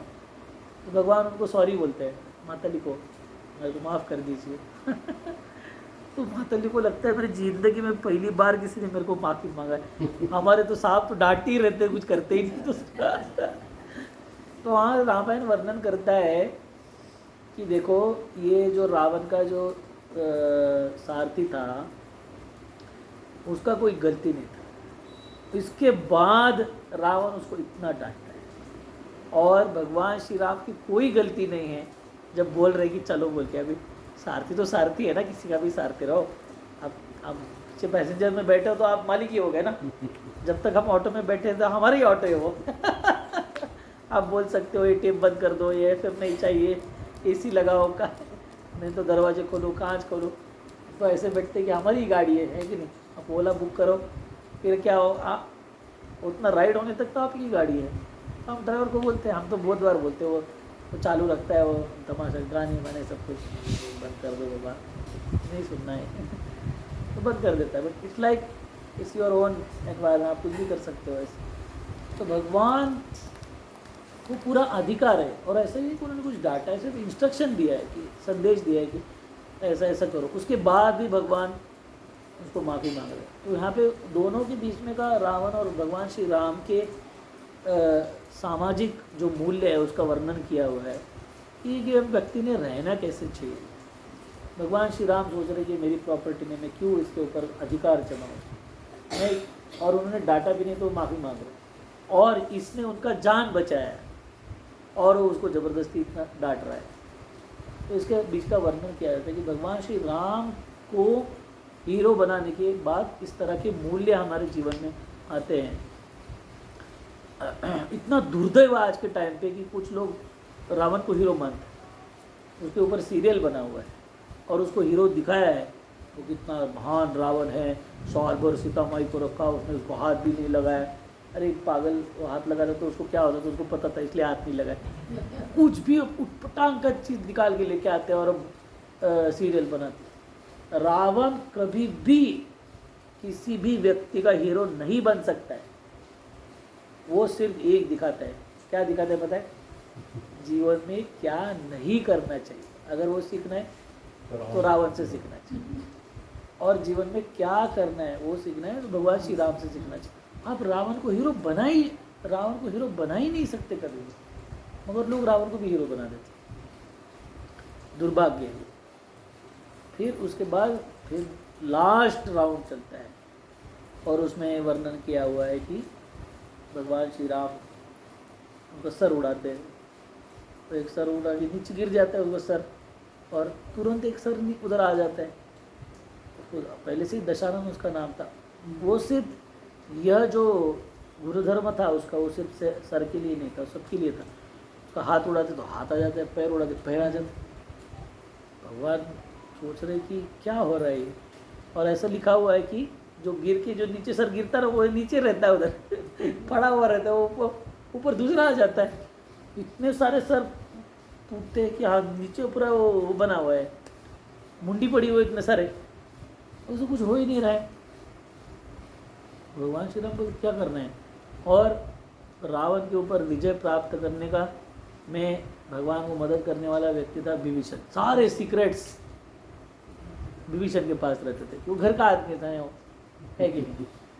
तो भगवान श्री राम क्या करते, लक्ष्मण जी को बोलते इसको थोड़ा भगाओ इधर उधर, आप लड़ाई करके जाओ। मैं विभीषण जी से बात करता हूँ, विभीषण जी को बोलते क्या हो रहा है ये, कितना भी मारो तो कुछ हो ही नहीं रहा है। तो विभीषण जी उनको सीक्रेट बताते हैं कि ब्रह्मा जी ने इनकी नाभि में अमृत रखा है, जब तक आप उस अमृत को नष्ट नहीं करोगे, मगर आपके बाण से नष्ट नहीं होगा, क्योंकि ब्रह्मा जी ने उनको वचन दिया है कि जो बाण जिससे उसके नाभि में मारना है, वो बाण उसके पास ही दे के रखा है उन्होंने, इसने छुपा के रखा है उसको। तो भगवान बोलते हैं अभी किसको पूछने का? विभीषण बोलते हैं मेरे को भी पता नहीं कहाँ पे है। बोलते हैं ऐसी जगह पे रखा है जहाँ पे हवा भी नहीं पहुँच सकती, ऐसी जगह पे रावण ने वो बाण रखा है। ये दोनों बोलते अभी क्या करने का? बोले किसको पता है इस दुनिया में? बोले एक व्यक्ति को पता है इस दुनिया में, वो बात कहाँ पे, वो मंदोदरी को पता है, और किसी को पता नहीं। जब मंदोदरी को पता, क्या करने? हनुमान जी बोलते हैं भगवान राम मेरे पे छोड़ दो, बोले आपको मान ला के देता हूँ मैं आप निश्चिंत रहो।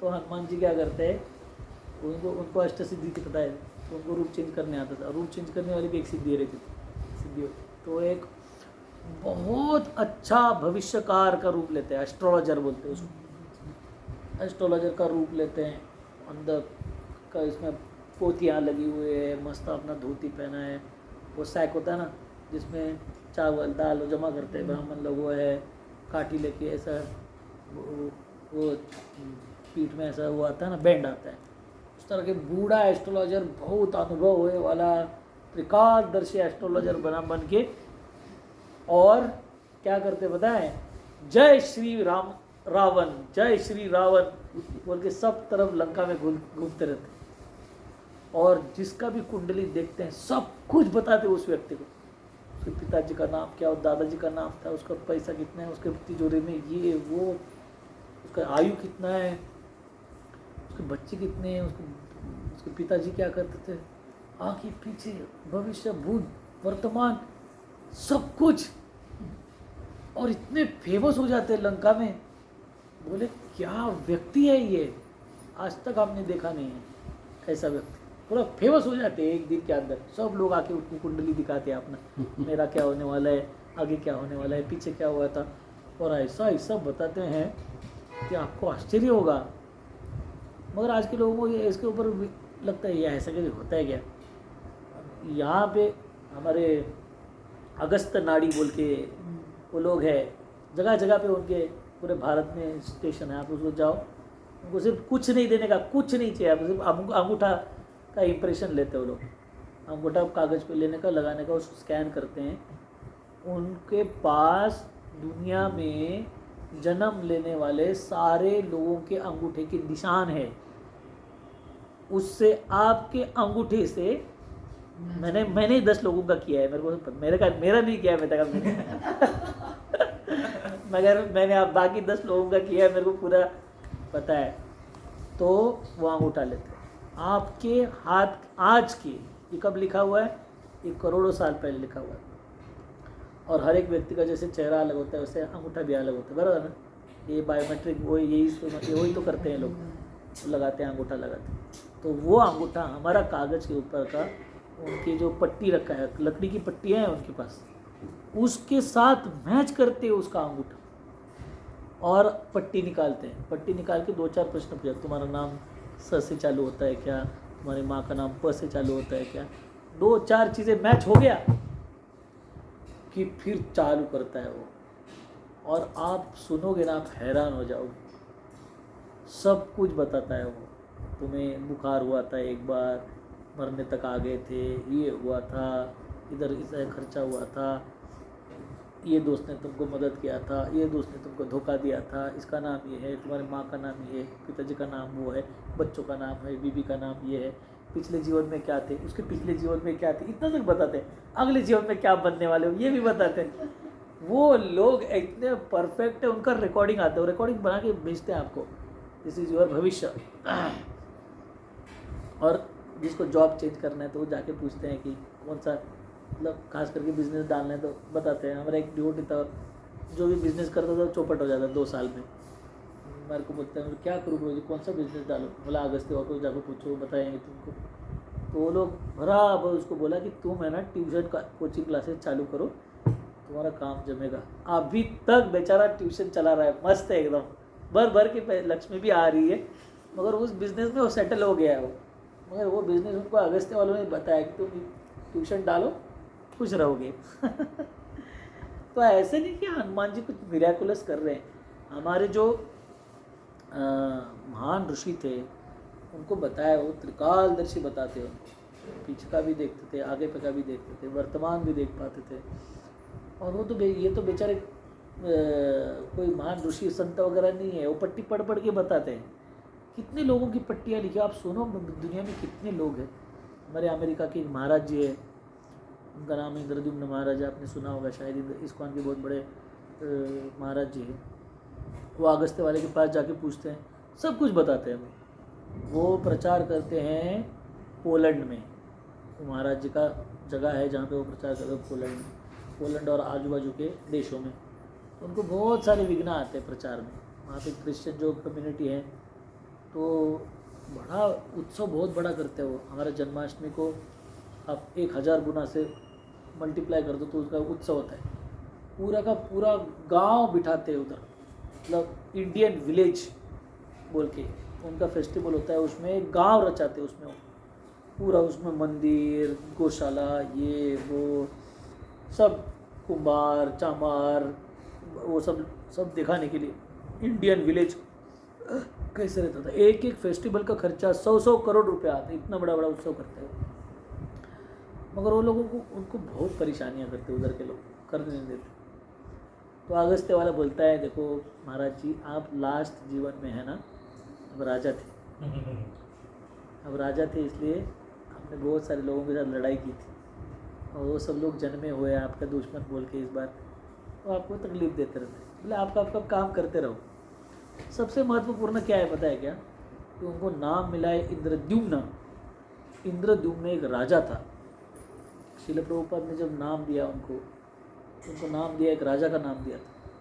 तो एक जो भक्त भी रहता ना, वो पहुँचे वाला ना, श्रील प्रभुपाद की सिद्ध पुरुष रहता है, उसको देख के व्यक्ति को पता चलता है कि पिछले जन्म में क्या था, वो क्या करते थे। उनको राजा था, इसको नाम दिया था इंद्रद्युम्न, नाम दिया था प्रभुपाद ने। तो वो लोग, वो राजा को लास्ट जीवन में उसको संन्यास लेना था, मगर वो बेचारा राजा होने की वजह से संन्यास नहीं ले पाए।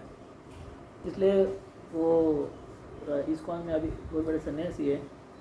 तो अगस्त्य वाला बोलता है कि आपकी बहुत इच्छा थी संन्यास लेने की लास्ट जीवन में, मगर आप राजा थे इसलिए संन्यास नहीं ले पाए, इसलिए इस जीवन में आपने संन्यास ले लिया।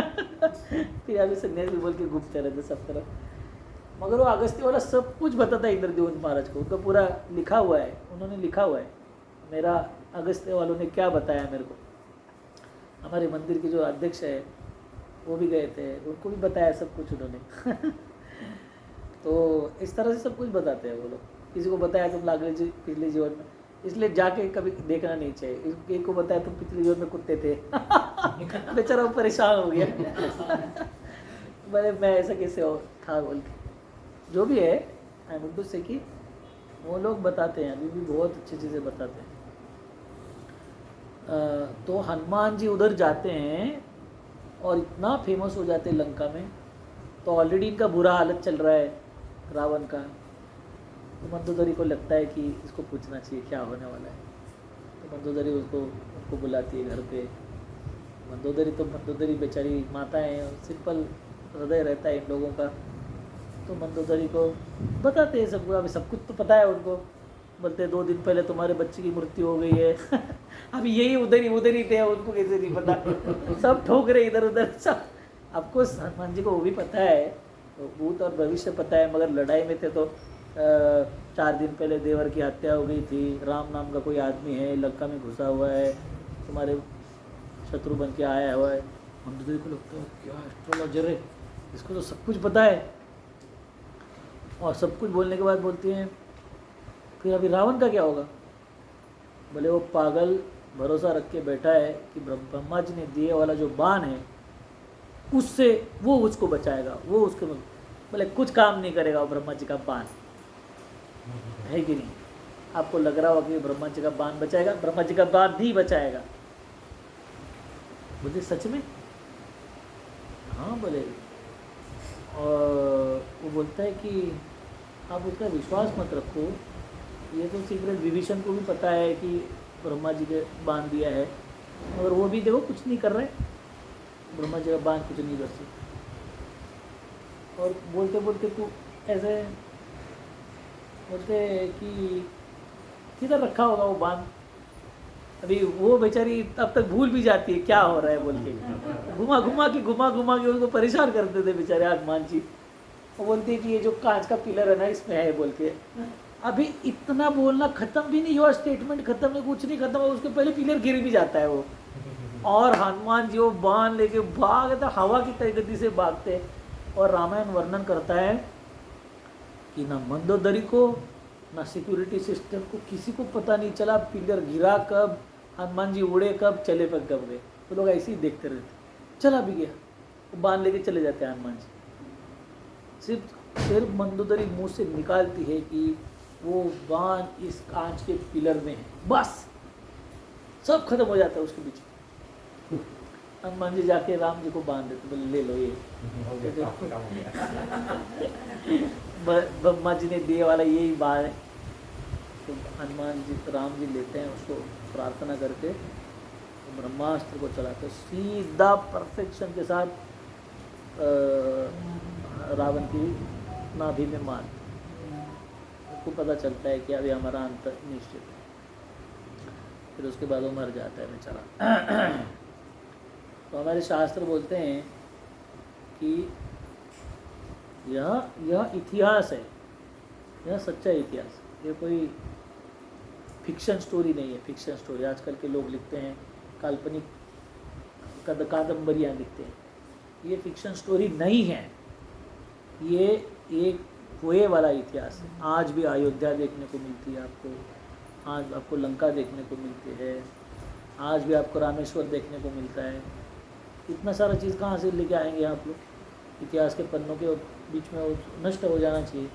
इतिहास तो करोड़ों साल पहले लिखा हुआ है ना, मगर ये सारे देखने को मिलते हैं कि नहीं? आज भी अयोध्या देखने को मिलती है, आज भी जन्मभूमि के ऊपर इतना सारा विवाद हुआ और देखने को मिलता है। पैसे कैसे बोलते हैं? आज भी चित्रकूट है, आज भी पंचवटी है, क्या नहीं है आज? कहाँ जहाँ पे भी राम गए हैं वहाँ पे राम जाने के सारे प्रूफ्स उधर आपको देखने को मिलते है कि नहीं? तो इसलिए यह कोई काल्पनिक फिक्शन नहीं है, सच्चाई है। मगर उसके साथ शिक्षाएं भी बताई गई है। वो शिक्षाओं में बताया गया है, उस शिक्षाओं में बताया गया है कि जो रावण है ना, ये बुरी प्रवृत्तियां हैं, ये बुरी प्रवृत्तियों का कोई अंत नहीं है। रावण को टीवी के साथ, यूट्यूब के साथ, नेटफ्लिक्स के साथ कंपेयर किया गया है। आप एक दुर्गुण नहीं है, हजारों, एक चैनल चला जाता है तो दूसरा आता है, दूसरा आता है तो तीसरा आता है, और आपको भटकाते रहता है। वो आपको लगता है अभी ख़त्म होगा, तभी ख़त्म होगा, अभी ख़त्म होगा, तभी ख़त्म होगा, और उसको चलाते चलाते पूरा जीवन ख़त्म हो जाता है, मगर वो ख़त्म नहीं होता। तो हमारे शास्त्र बताते हैं कि हमको भगवान श्री राम के ऊपर हमारे जीवन को फोकस करना है, रावण के ऊपर नहीं। एक जगह से नष्ट करोगे तो दूसरी जगह से रावण बाहर आएगा, एक बुरी चीज़ को नष्ट करोगे दूसरी बुरी चीज़ आएगी। ये नष्ट करने के बाहर है ये चीज़ें, और ये सारी चीज़ें आपको भगवान से दूर लेके जाने के लिए बनी हुई है। ख़ास करके आजकल के मॉडर्न गैजेट्स, या न्यूज़पेपर बोलो, या कंप्यूटर बोलो, या टीवी बोलो, या मोबाइल बोलो, हम उसका इस्तेमाल करना चाहिए, मगर बहुत सतर्कता से करना चाहिए। वो सिर्फ और सिर्फ भगवान की सेवा के लिए है, या हमारे जीवन की जो ज़रूरी चीज़ है उसके लिए। अगर उसके अलावा अगर हम लोग को लगता है कि आज लोग क्या करते हैं, एक वीडियो देखने जाते हैं, 4 घंटा बिता देते हैं उधर, वो एक मुंडी जाके दूसरी मुंडी आने की तरह है, वो कभी ख़त्म नहीं होने वाली। एक तो आपका सर गर्म हो जाएगा, नहीं तो आँख दुखना चालू होगा, तो आप बाजू में रखोगे उसको। आज दुनिया में टेक्नोलॉजी एडिक्ट्स है। टेक्नोलॉजी एडिक्ट्स मतलब दारू पीने वाले लोगों को दारू नहीं मिलता तो पागल की तरह होता है वो, उसको अल्कोहल एडिक्ट बोलते हैं। मगर ऐसे ऐसे लोग आज के मॉडर्न टाइम में हैं जो इंटरनेट एडिक्ट है, 5 मिनट भी उसका डेटा नहीं चलता है वो पागल हो जाता है वो। और उनके रिहेबिलिटेशन सेंटर है। तो अगर हम वो रावण की तरह है, वो एक जाता है तो दूसरा आ जाता है, दूसरा आता है तो तीसरा आता है, तो ख़त्म ही नहीं होता। एक वो है अनगिनत चीज़ें उधर पड़ी हुई है, और दूसरा है कि वो हमें भगवान से दूर लेके जाता है। यहाँ पे इनके कोई भी सिस्टम में आपको आध्यात्मिक चीज़ नहीं दिखेगी, आपको ज़्यादातर चीज़ें दिखेगी जो आध्यात्म से दूर लेके जाने वाली है। जितने भी लोग आज सीरियल बनाते हैं, पिक्चर बनाते हैं, उनका मकसद रहता है कि सटली और ग्रॉसली, मतलब सूक्ष्म तरीके से या डायरेक्ट तरीके से शास्त्र से, भगवान से, संस्कृति से दूर लेके जाएं। यही उनका मकसद होता है।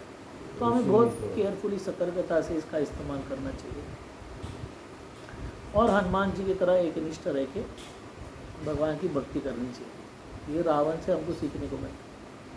फिर रावण जब धराशायी हो जाता है तो भगवान विभीषण को बोलते हैं आपको अंत्य संस्कार करने हैं, आप ही बच्चे उनके घर में अंत्य संस्कार करने।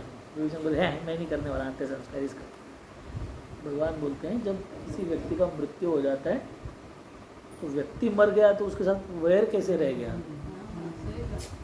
वो व्यक्ति नहीं तो वैर कहाँ से हो गया? वैर को छोड़ो, अभी आप व्यक्ति खत्म हो गया, उसका वैर भी खत्म हो गया, आप जाके अभी उसका अंत्य संस्कार करो। उसके पहले जब मरता है तब लक्ष्मण जी को जाके बोलते हैं, उसको उपदेश तो बोलो कुछ अच्छा चीज़ शेयर करो उनसे कुछ शिक्षा मांगो।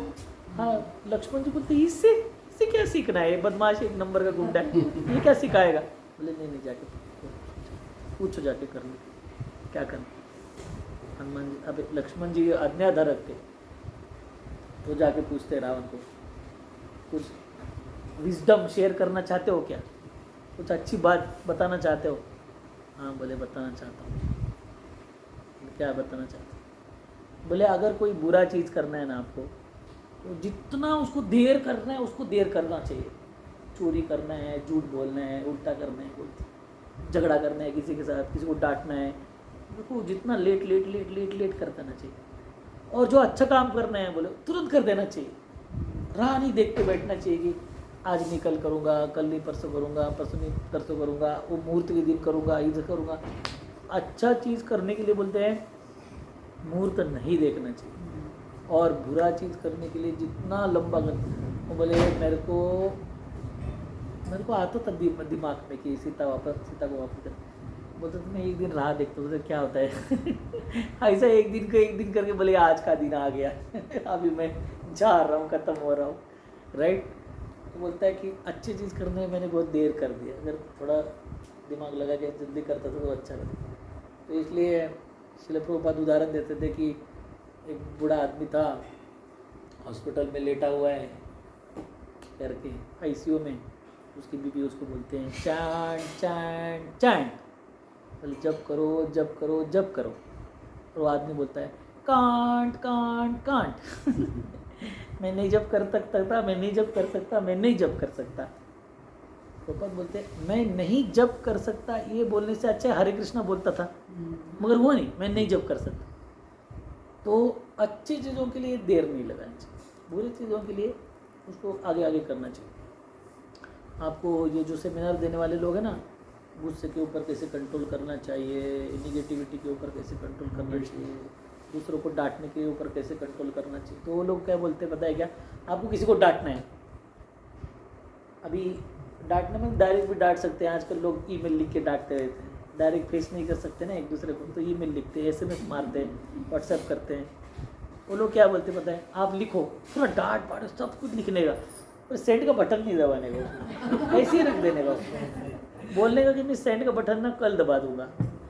बोले कल आप जाएंगे ना तो आप आधा से ज़्यादा ईमेल डिलीट कर दोगे। बोले कि नहीं, ये नहीं लिख सकता, मैं वो नहीं लिख सकता।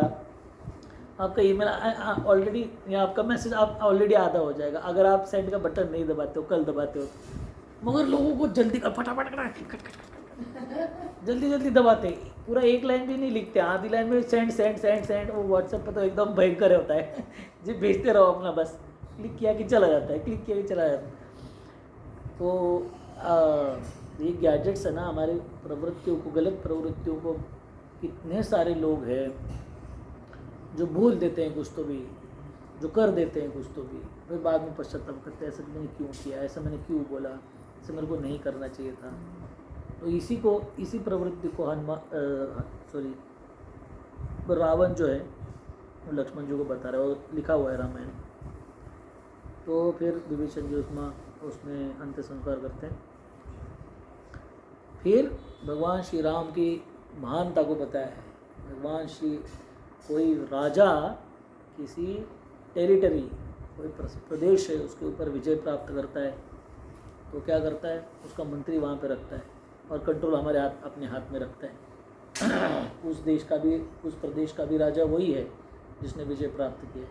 मगर भगवान श्री राम जीवन के तत्वों को बता रहे कि ये जो सृष्टि है वो डिसेंट्रलाइज सिस्टम में चलती है, सेंट्रलाइज सिस्टम में नहीं चलती है।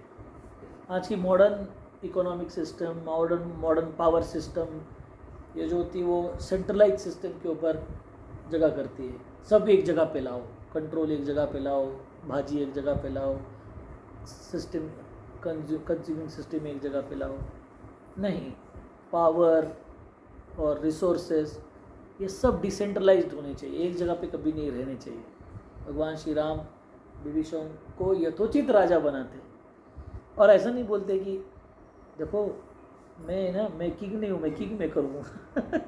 आजकल के पॉलिटिशियन लोग जो किसी पार्टी के हेड बनते हैं, खुद सीट नहीं लेते हैं, दूसरे किसी को सीट पे बिठाते हैं, मगर बेचारे को काम ही नहीं करने देते हैं उसको। पीछे बैठ के खुद ही चलाते सब कुछ, सिर्फ दिखाने के लिए। वो लोग देखो मैं कितना बड़ा आदमी, मैंने इसको सीट पे बिठाया, मैं नहीं बैठा सीट पे। अरे बैठ के और ना बैठ के क्या फ़ायदा है, तुम कुछ कर नहीं देते उस व्यक्ति को, बेचारा बैठा है। तो भगवान श्री राम विभीषण को बिठाते, रिमोट कंट्रोल अपने हाथ में नहीं रखते, ऐसे नहीं करने का, वैसे नहीं करने का, ये नहीं करने का, वो नहीं करने का। तो देखो तुम्हारा राजा हो आप, जो जैसे चलाना है चलाओ, मेरा तुमको उपदेश है, रावण की तरह मत चलाओ। मतलब ये बताने का ज़रूरत नहीं विभीषण को, मगर डिसेंट्रलाइज सिस्टम, हमारा सारे रिसोर्सेज डिसेंट्रलाइज, पानी सब तरफ बह रहा है, भाजी, नेचुरल रिसोर्सेज सब फैला हुआ है, एक जगह पे कुछ नहीं है। तो श्रील प्रभुपाद बताते थे कि जो नैसर्गिक सिस्टम है, गांव में रहने की, जंगल में, खेत में रहने की, ये सिस्टम है। आपको इस्कॉन के बहुत सारे फार्म देखने को मिलेंगे। हम हर मंदिर को, हर शहर के बाजू में बड़ा सा फार्म बनाते हैं। जिनको इच्छा है कि बस हो गया, अब नाम भी बहुत हमने काम किया, जमा किया पैसा, भी ज़िंदगी आराम से जीनी, उनको जाके बोलते हैं वहाँ पे जाके रहो, खुश रहते हैं।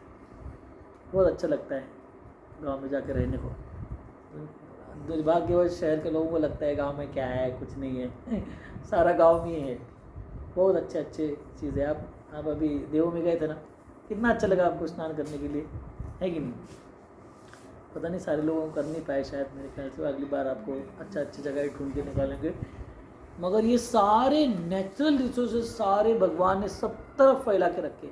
खाने का सामान, पीने का सामान, अनाज, खनिज, ये वो रिसोर्सेज, सब तरफ सब चीज़ें अवेलेबल है।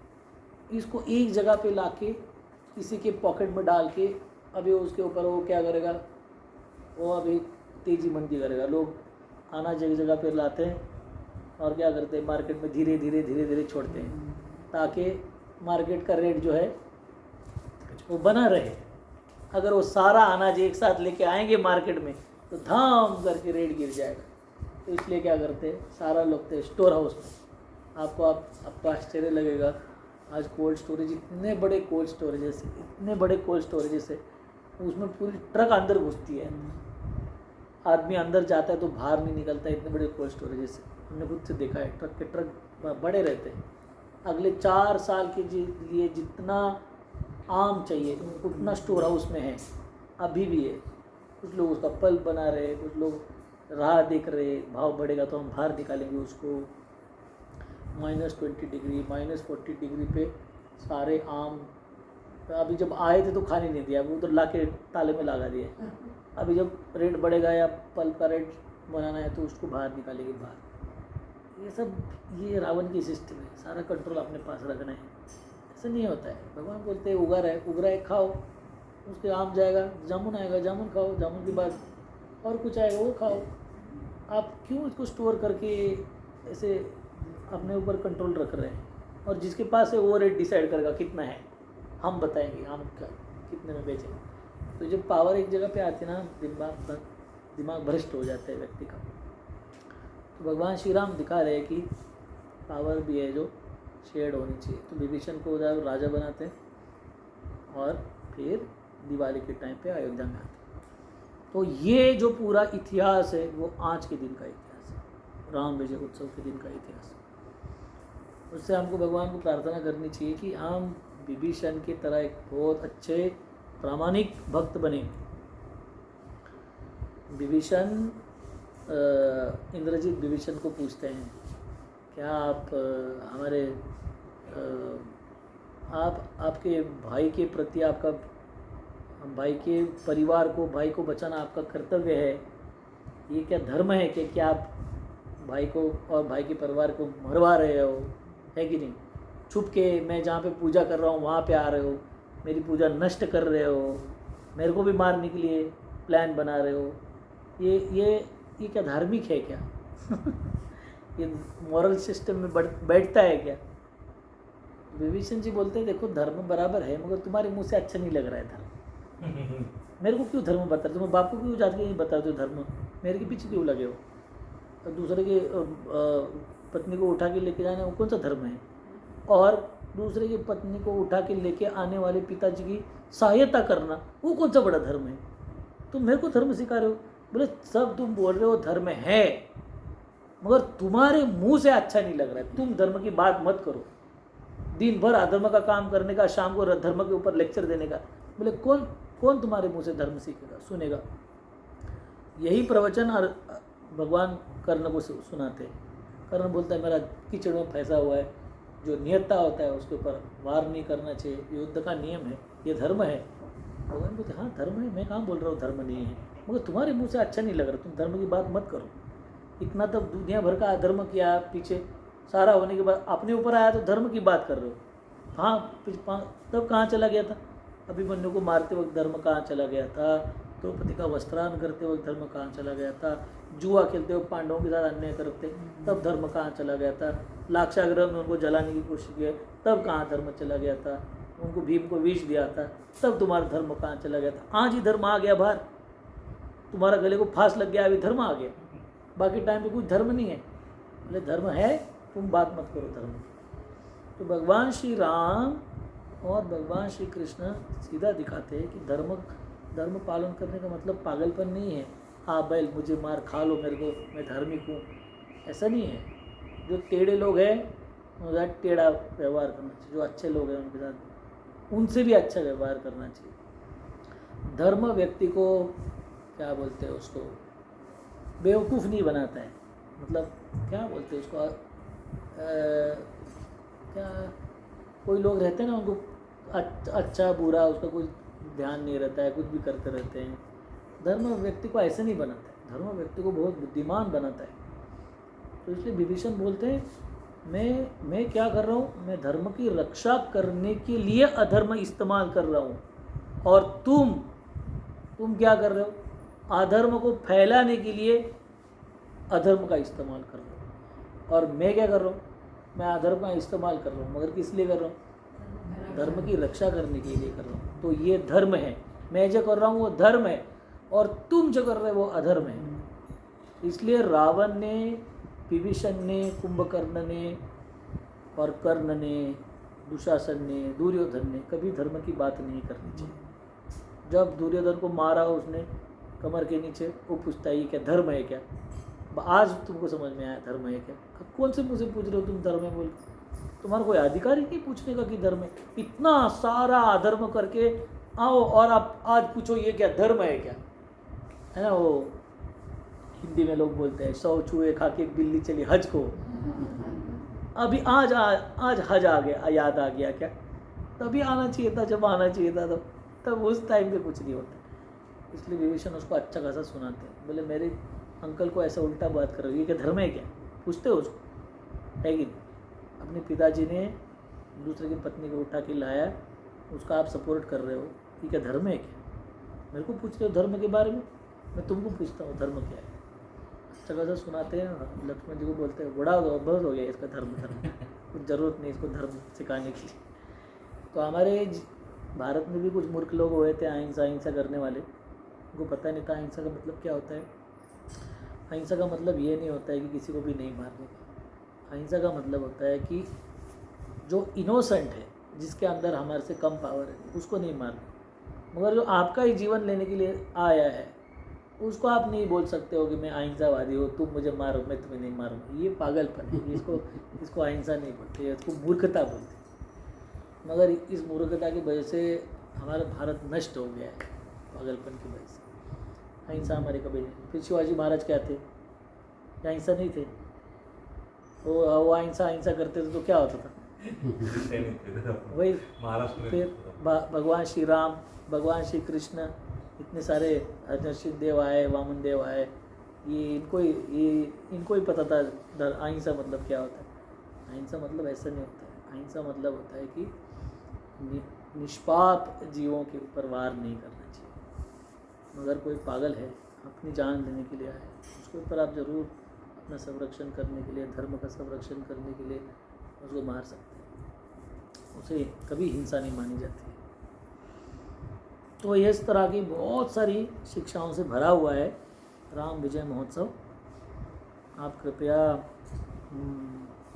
भगवान श्री राम को प्रार्थना कीजिए कि हर एक व्यक्ति के हृदय में रावण बैठा हुआ है, और भगवान श्री राम को विजयादशमी के दिन प्रार्थना करनी चाहिए कि मेरे अंदर भी जितने भी दुर्गुण है रावण के समान, उसको भगवान नष्ट करे और विभीषण के जैसा एक अच्छा भक्त हमें बनाए। इस तरह की प्रार्थना विजयादशमी के दिन भगवान श्री राम को की जाती है।